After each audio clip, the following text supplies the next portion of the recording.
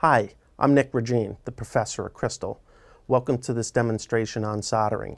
Here are the materials needed to create these wonderful Swarovski Elements jewelry pieces.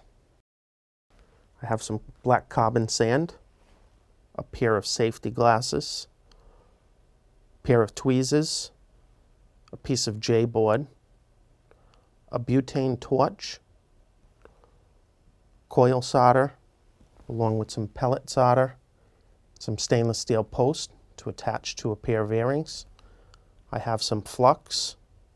I also have some water to quench the piece, and also the Swarovski Elements material used to solder.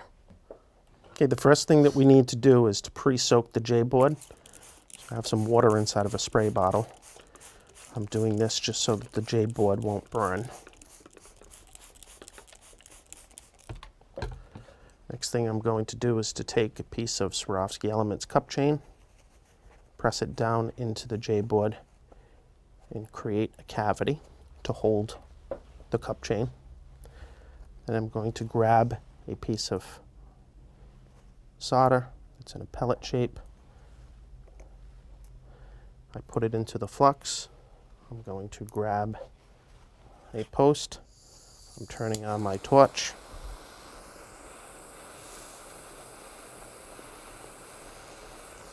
Placing that down, holding the post in place until the solder solidifies.